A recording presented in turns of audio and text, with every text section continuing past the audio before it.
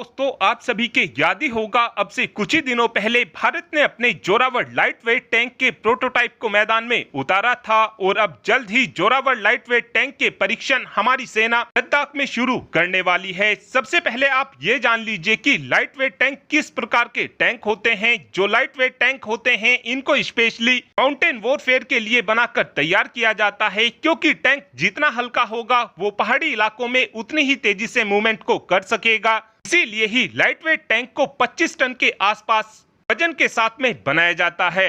L&T ने Zorawar light weight tank को इस तरीके से बनाकर तैयार किया है कि इस टैंक की मदद से हम काफी आसानी से कामिकाजी ड्रोनों को भी लॉन्च कर सकते हैं। जोरावर टैंक के अंदर जो टैरेट लगी हुई है वो जॉन कोकरेल की 3105 है। इस टैंक के अंदर 105 mm की गन लगी हुई है, लेकिन जिस समय इस टैंक के प्रोटोटाइप को मैदान में उतारा गया था, उसी समय से ही ये सवाल जोरों शोरों से उठाए जा रहे थे कि इस टैंक के अंदर कौन सी एंटी टैंक मिसाइल लगाई जा सकेगी। तो आपको बता दें कि इस गन के लिए जॉन कोकरेल ने खुद ही एंटी टैंक गाइडेड मिसाइल को बनाकर तैयार कर रखा है, जिसको हम फेरल 105 के नाम से जानते हैं। इस मिसाइल की रेंज 5 किलोमीटर है। इस मिसाइल के अंदर रैंडम होलो चार्ज वॉरहेड को लगाया जाता है, जिसकी मदद से ये मिसाइल काफी आसानी से 550 mm के आर्मर्ड को भी भेजने में सक्षम होती है।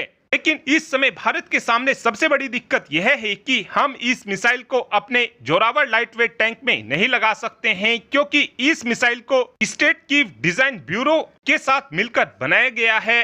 और अगर हमको इस मिसाइल को अपने जोरावर लाइट वेट टैंक में लगाना है तो उसके लिए हमको यूक्रेन की परमिशन की जरूरत होगी। लेकिन आप सभी ये बात जानते हो कि जब से पीएम मोदी रशिया की यात्रा पर गए हुए हैं, यूक्रेन जभी से ही भारत से चिढ़ा हुआ है।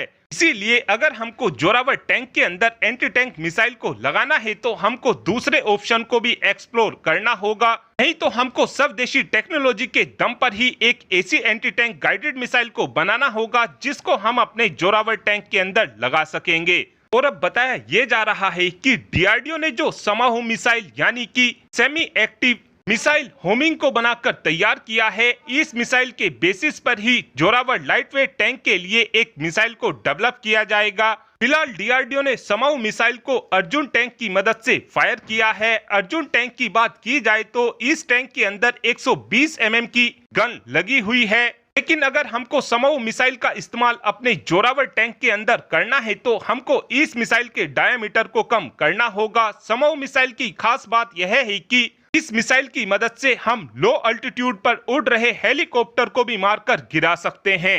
अभी हमारे जोरावर लाइट वेट टैंक को सेना में शामिल होने में कम से कम 5 से 6 सालों का समय आराम से लग जाएगा, और ये सबसे बेस्ट टाइम होने वाला है जब डीआरडीओ काफी आसानी से जोरावर लाइट वेट टैंक के लिए मिसाइल को बनाकर तैयार कर सकता है। और अब आप ही कमेंट कर बता सकते हैं कि क्या हमको अपने जोरावर लाइट वेट टैंक के लिए स्वदेशी मिसाइल को बनाना चाहिए, या फिर आपका ये मानना है कि हमको यूक्रेन से मिसाइल लेकर ही अपने काम को चलाना चाहिए। इस बात का आंसर आप कमेंट बॉक्स में दे सकते हैं। Thanks for watching this video. Have a good day.